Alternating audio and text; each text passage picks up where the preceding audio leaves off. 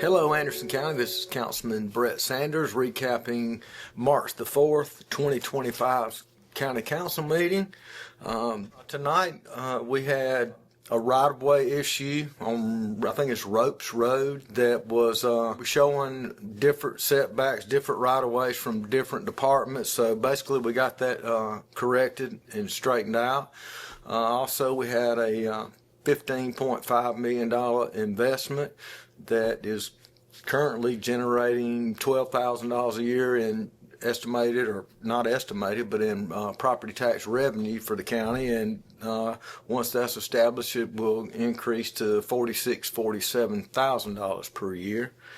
Some of the other things we had tonight, I know that before I get on the moratorium, or so-called moratorium that we have presented out there, council has been working and increased slope angles. Met with Stormwater, and basically it'll be like a 3-to-1 slope. Other thing it was based on neighbors next door, the height. There's a lot more restrictions in place to help with stormwater. There was also something in there about, on the commercial side, buffers, setbacks, fencing, landscaping. So a lot of things coming into play now that we have been working on that will also help on subdivisions, commercial buildings within a 2,000-foot radius, or not really a radius, but a sight distance. So a lot of things are in the works, and we've got past first, second reading. So I think we're going to see some major changes coming up that's going to help to increase or help to present a better product for the citizens of Anderson County. Also, last night we had some more discussion on the proposed moratorium, which I think Councilman Jimmy Davis and Councilman Wilson had proposed. And Councilman Davis made the motion last night to table it. The original motion was amended for any council person that wants it in their district had to actually say they wanted it in their district.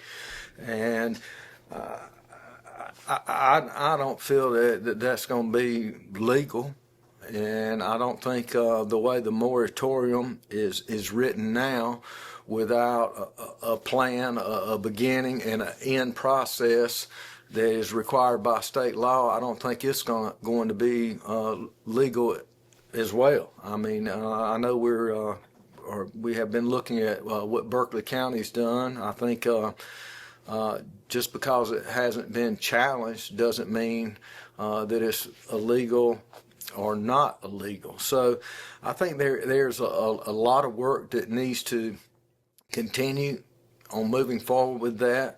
I know that zoning would help solve a lot of those issues and problems.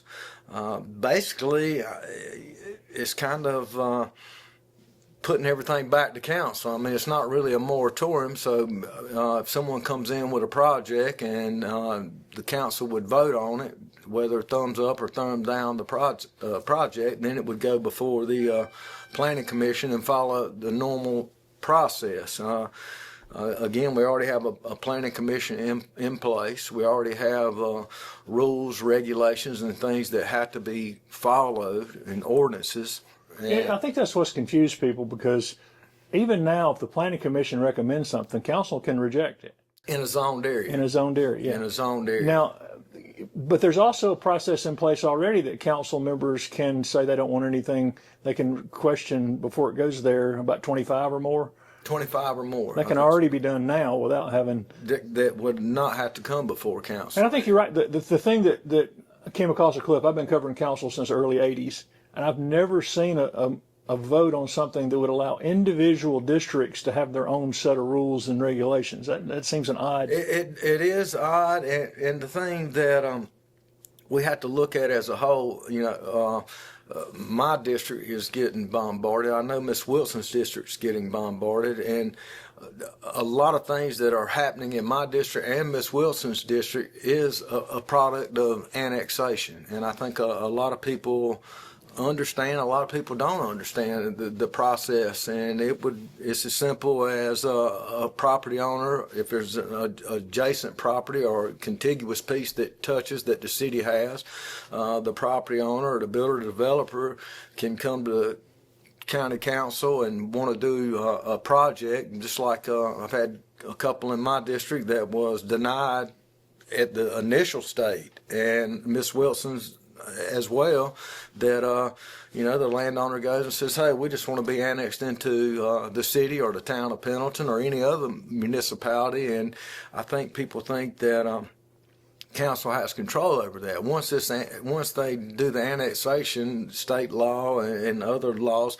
we don't have any input, any say-so, and have no control over what the municipality or city plans on doing. So I think that's the challenge for council, though, is to find regulations that are workable, that won't force developers just to go get annexed. I mean, if you get too tight, they're just always going to go to the city or the towns. Yeah, correct. And I think I think our state delegation, I think they are looking into some of the rules and guidelines on annexation, and hopefully they will offer some of the, not only just Anderson County, but other counties, the support they need with this annexation issue. But the problem you have is once something is in place, it affects all districts. So you have someone like Councilman Glenn Davis, Councilman Greg Elgin, some of these other areas, Chairman Dunn's area, the Homeland Park area.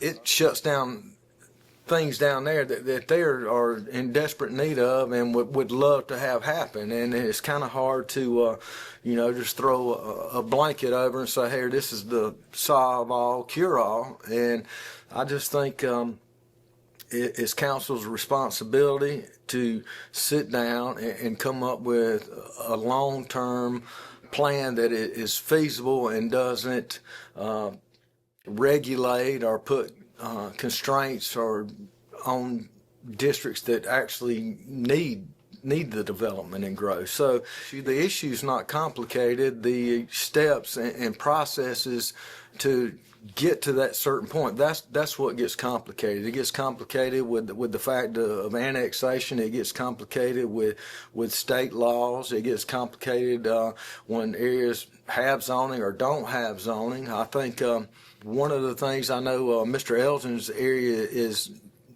not zoned, but they don't have the sewer capacity. They don't have the sewer down there. So then you have state regulations come in based on septic tank permitting, and the least they could do would be a little over half-acre lot. So I mean, there is some protection down there, but when you have an unzoned area with sewer, I mean that's a recipe for disaster. I mean, they can come in and especially if it's contiguous to a municipality or city property, they can come in and do R8 or less, and again, I think it's council's job, it's council's responsibility to come up with, just like the setbacks, the berms, the stormwater issues. So there's a lot of tools that we are working on and have brought forward that are in the process of getting approved that I think is going to help. But, there's always room for improvement, and we need to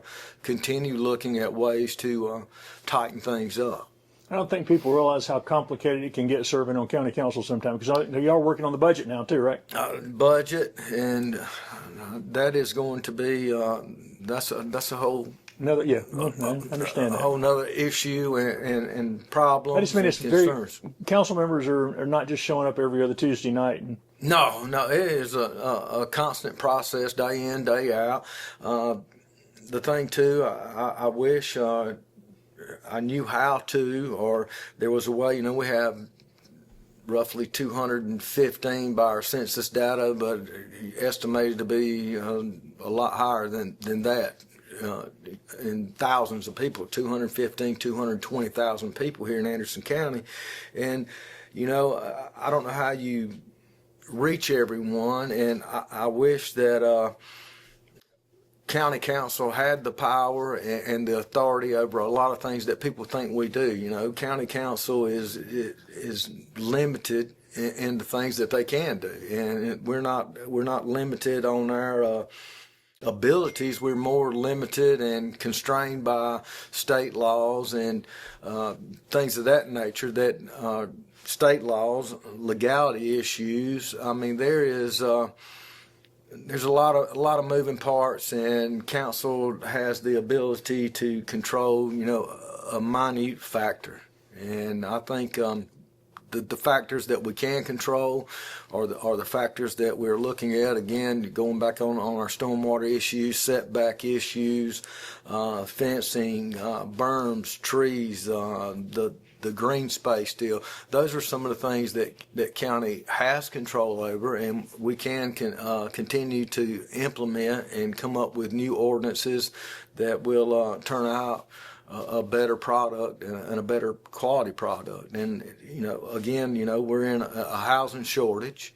Affordable housing is out of the question right now, and a lot of things that people do want to see here. I've seen a lot of things pop up, and I'll get calls on Costco, and there's some grocery store issues that's coming up. But you have to understand that these companies, and it's based on rooftops. It's based on rooftops, demographics, income, proximity to certain industries and things of that nature. So, I mean, there is that fine balance to getting the things that we need based on our population and the demographics and the number of households within certain areas. So it's a balancing act, and you want to and you strive to make everyone happy, but sometimes you can't. And a lot of times I see the minority